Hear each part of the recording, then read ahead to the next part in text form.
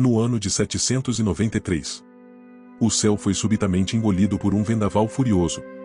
Northumbria, Inglaterra. Algo aterrorizante estava prestes a chegar. Menos de um ano depois, homens vindos do Mar do Norte atacaram de surpresa. Friamente incendiaram tudo por onde passaram, derramando sangue até mesmo no chão da casa de Deus. Mas parece que ainda existe algo oculto nessa história. O povo que mais tarde o mundo chamaria de Vikings não era apenas um pesadelo levado ao extremo. Afinal, o que eles realmente fizeram? Talvez seja uma história que precisa ser reexaminada. O termo "O Era Viking" foi criado por historiadores do século XX para descrever um período da história europeia após a queda do Império Romano do Ocidente, e que começou com o desembarque de guerreiros nórdicos na ilha de Lindisfarne, ao largo de Northumberland, no norte da Inglaterra, em 8 de junho de 793. Naquela manhã, 3 navios apareceram de forma inesperada, com velas incomuns e proas entalhadas com rostos grotescos. Eles encalharam na praia, bem próximo de onde os monges rezavam. Então, de repente, aqueles guerreiros avançaram para a costa, massacrando os que não conseguiram escapar. As vítimas capturadas foram levadas e desapareceram sem deixar rastro. Os invasores saquearam tudo de valor. Bateram em retirada rapidamente, sumindo no horizonte dourado. A incursão ocorreu sob um cenário caótico, selvagem, e anunciava uma tempestade sangrenta sem precedentes. Embora o ataque tenha abalado toda a Europa, na verdade, não foi a primeira vez que esses guerreiros pagãos pisaram em solo inglês. No ano de 789, 3 navios vindos do norte também atracaram na costa oeste da Inglaterra. Um funcionário local do governo confundiu-os com mercadores em missão comercial e ordenou que eles levassem os barcos para o sul, como exigido pelas regras para estrangeiros. O resultado foi que esse oficial foi brutalmente assassinado no local. O restante do incidente quase não foi registrado. Esse foi o primeiro caso em que o povo pagão apareceu nos registros da história inglesa. Mas o acontecimento em Lindisfarne foi completamente diferente do anterior. Aquela ilha sagrada não era apenas o coração espiritual do reino de Northumbria, mas também o berço do cristianismo na Inglaterra.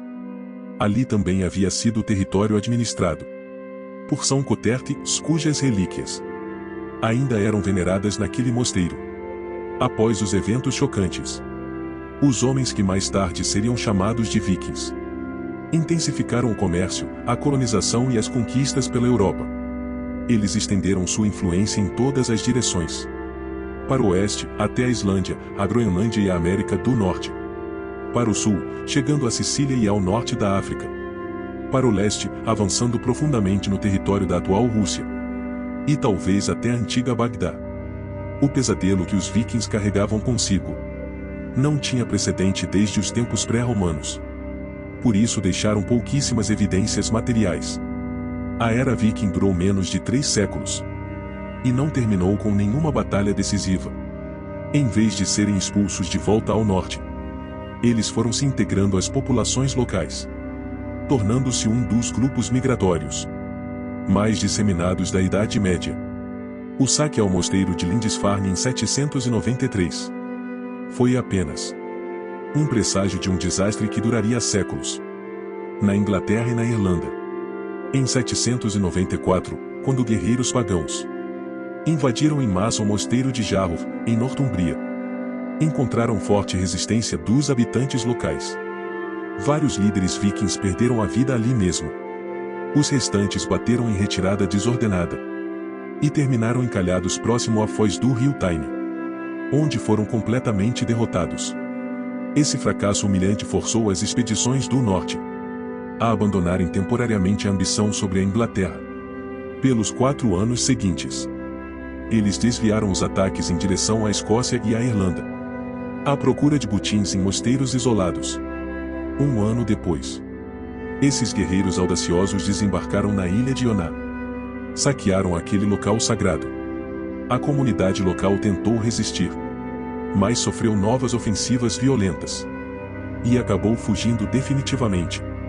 No ano seguinte, as embarcações vikings movimentaram-se rumo ao litoral irlandês, mirando centros religiosos ricos e mal protegidos. Por volta de 840, começaram a montar acampamentos de inverno fixos, para facilitar os saques em toda a Irlanda. Em 853, o líder Alaib proclamou-se rei em Dublin, então capital da Irlanda. Naquele período, os anglo-saxões na Inglaterra acreditavam ter eliminado de vez a ameaça viking. Mas em 865, uma gigantesca frota chamada Grande Exército Pagão desembarcou em East Anglia. Não mais simples ataques relâmpago. Agora avançavam como uma máquina de destruição, rumo ao coração da Inglaterra. Essa força reunia guerreiros da Dinamarca, Noruega e Suécia, unificados com o objetivo de ocupar terras. Não queriam apenas pilhar, mas também se estabelecer de forma permanente nas regiões mais férteis. A estrutura política fragmentada da Inglaterra, com os reinos de Northumbria, Mércia, East Anglia e Wessex naquela época, tornava toda a região ainda mais vulnerável.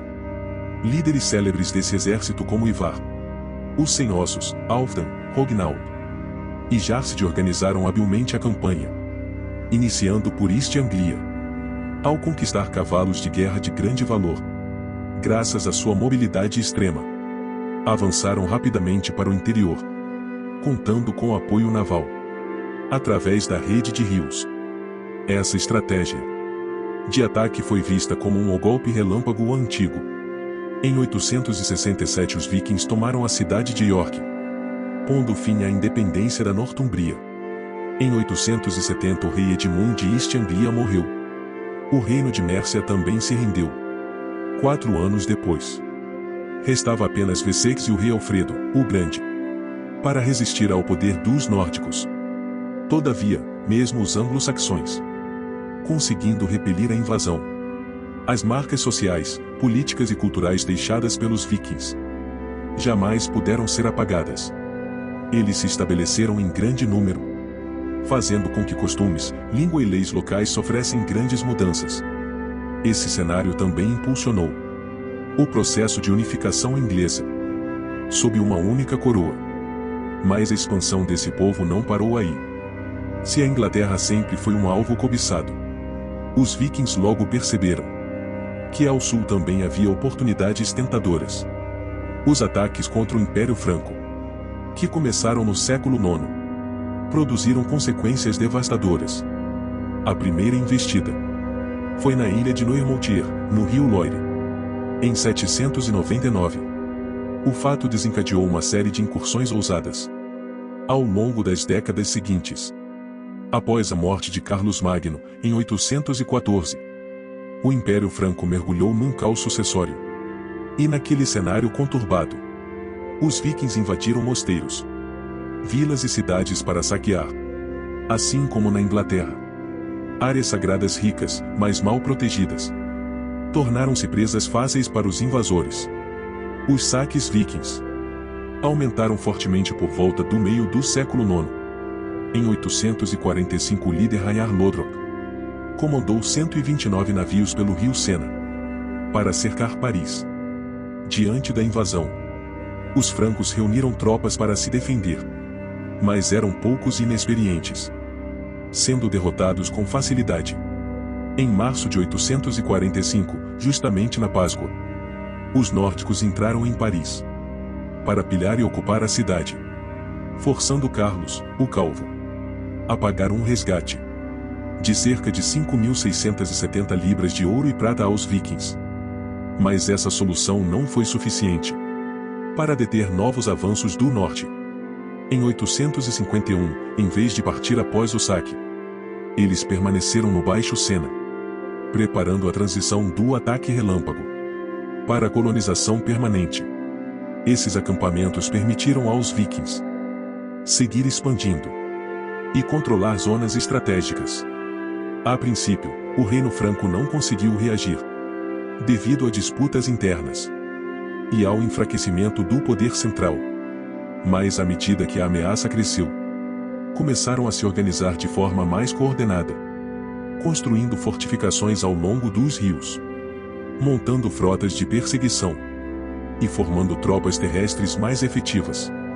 O ponto-chave então passou a ser a construção de pontes fortificadas, como a de Ponte de Pierre, para limitar a mobilidade fluvial do inimigo. Ao final do século IX, os vikings mantinham diversos postos no território franco, especialmente na Normandia. Em 911, o rei franco Carlos, o Simples, assinou o Tratado de Saint-Clair-sur-Epte, cedendo a região ao líder Rolo, considerado um movimento estratégico, pois os nórdicos ali assentados serviriam de barreira ou contra invasões futuras. O assentamento da Normandia marcou um novo capítulo da presença nórdica no sul e simbolizou sua gradual adaptação à cultura local. As incursões contra os francos também expuseram a fraqueza do Império Carolíngio, levando sua estrutura política à beira do colapso e forçando uma grande reforma militar, especialmente no fortalecimento naval e na proteção litorânea, além das campanhas ao sul.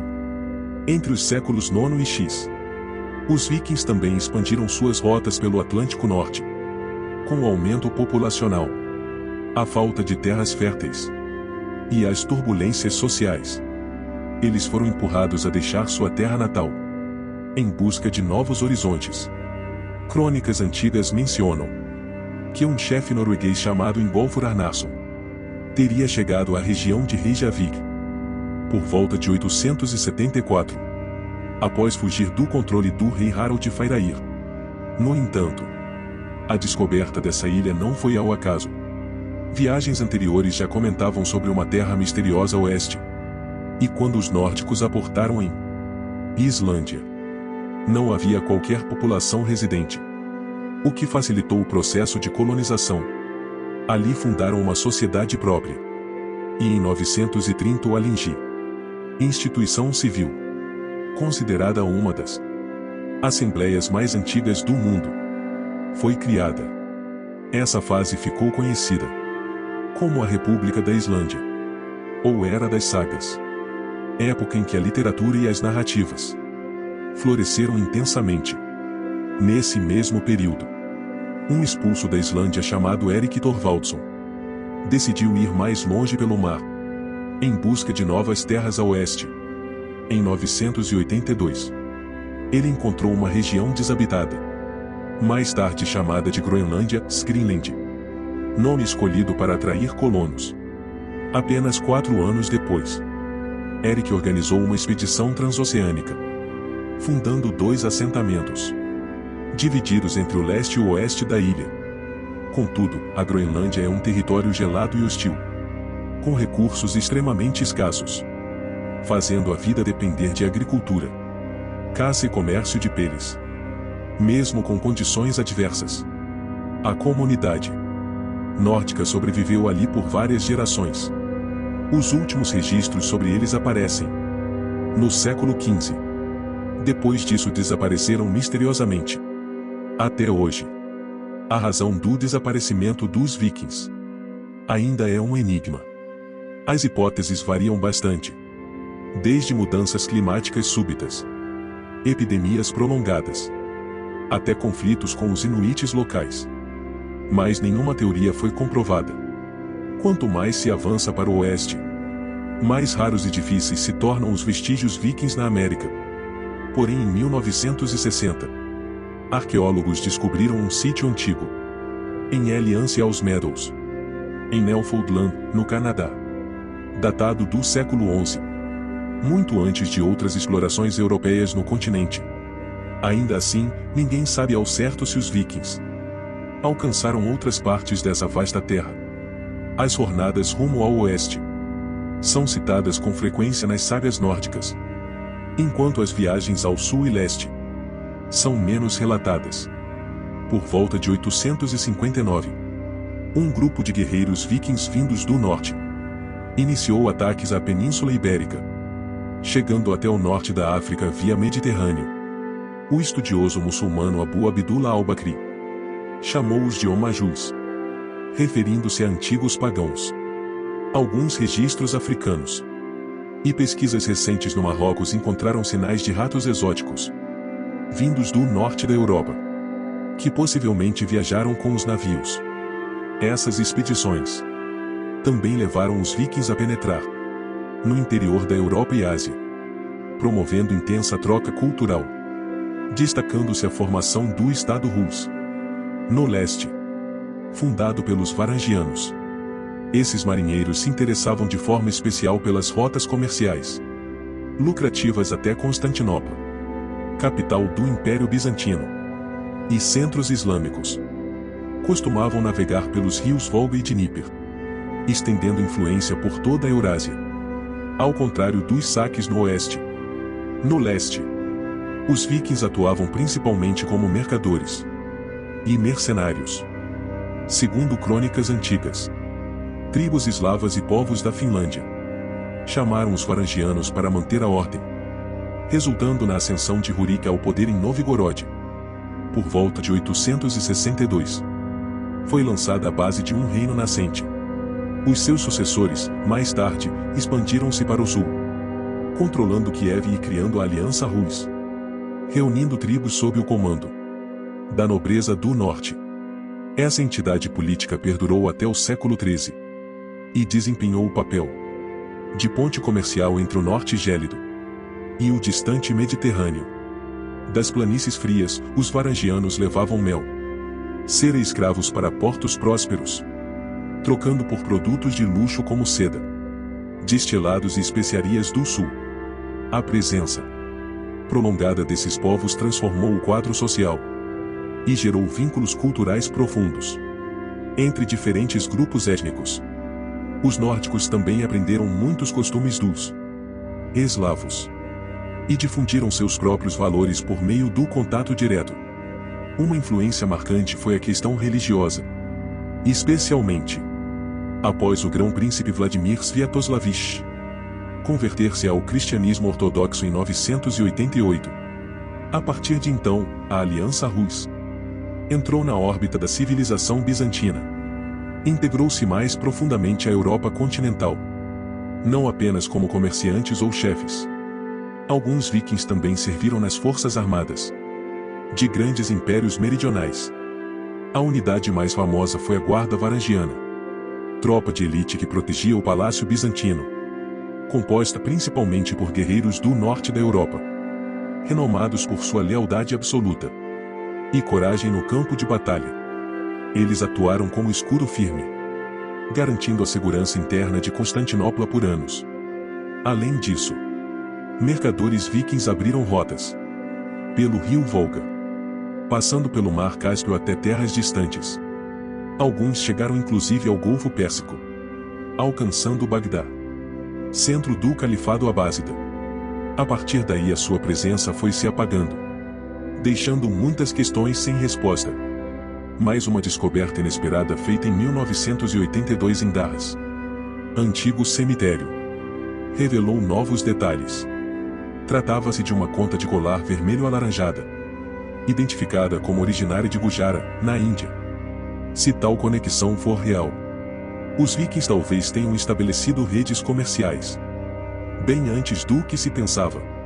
Não apenas guerreiros sanguinários, mas também negociantes astutos, criadores de sistemas complexos de troca.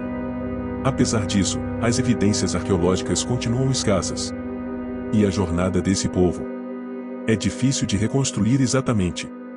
Monumentos de pedra mais RT, gravuras ou manuscritos só surgem bem depois do auge do seu poder. Mas por que os vikings conseguiram ser tão temidos a ponto de Long terras se curvarem? Primeiro, eram treinados desde a infância. Na adolescência, os jovens vikings já sabiam manejar armas para se defender e participar das batalhas. Além disso, eles desenvolveram uma arte marcial própria chamada Glima, com técnicas de luta agarrada, chaves e golpes dolorosos. Um poema antigo nórdico chamado Ava maldizia: não saia de casa sem levar armas, pois o perigo pode chegar a qualquer instante. Por isso, os vikings sempre portavam espadas, punhais, machados, lanças e flechas. Escudos, elmos e cota de malha. Alguns ainda possuíam espadas Ulferi, feitas com liga de aço, com teor de carbono 3 vezes maior que Vekikung época, e quase não enferrujavam. Atualmente especialistas ainda tentam desvendar o segredo de como essas lâminas eram forjadas. Os vikings também não temiam a morte. Acreditavam que ela apenas tinha valor se ocorrida com honra. Ir à guerra era, para eles, uma oportunidade. Se morressem bravamente, seriam lembrados como heróis. E iriam para Valhalla com Odin ou para Folvang com Freyja. Se sobrevivessem, ganhariam renome e parte dos espólios. Ou seja, de qualquer modo, o viking considerava-se recompensado. Eles também dominavam como poucos as táticas de surpresa. Um dos fatores decisivos para o sucesso era a capacidade de alcançar o alvo rapidamente, atacar de forma inesperada e recuar antes da reação inimiga. Os navios longos vikings, medindo entre 17,5 e 36 metros, tornavam essa estratégia extremamente eficaz. Combinando velas e remos, usavam vento e força humana para navegar velozmente, alcançando 11 nós de velocidade média, transportando de 25 a 60 homens por embarcação.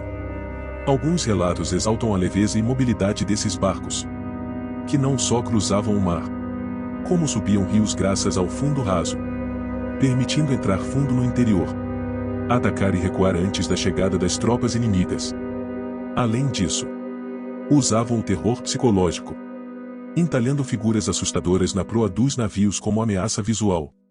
Na linha de frente, os vikings posicionavam guerreiros especiais, chamados berserkers, lutadores frenéticos devotos de Odin, que serviam como guarda-costas, ou tropas de Chungkis da elite.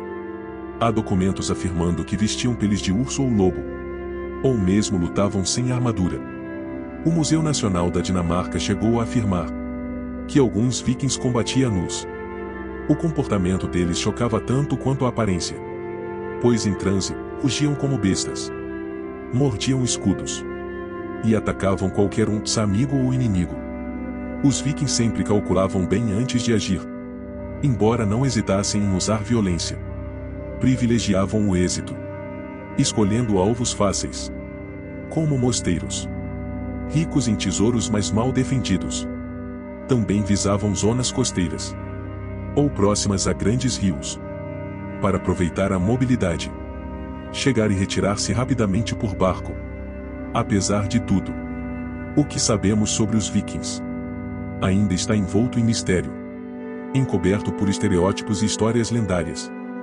Costumam ser descritos como brutais, espalhando morte por onde passavam. Mas a realidade é muito mais complexa. Sim, eles têm espalhado terror Tinilvum, mas OCNG Laiu, Nildan TCKTHCIN, ao longo da história. Embora a era viking não tenha durado muito, a influência que deixaram na Europa e na Ásia Ocidental permaneceu profunda e ressoa até os dias atuais. As ruínas ensanguentadas da era viking parecem ter sido enterradas para sempre no passado. No entanto, se um dia, num futuro em que a humanidade já não se reconheça a si própria, o espírito desses guerreiros do norte voltar a despertar? Quando a inteligência artificial substituir a vontade humana e quando novas terras em Marte forem abertas, surgirá talvez um novo viking, já sem machado, espada nem dracar, mas com tecnologia, ambição e um desejo inesgotável de conquista. A história ensinou que aqueles que avançam sem medo e agem rapidamente são aqueles que moldam o amanhã.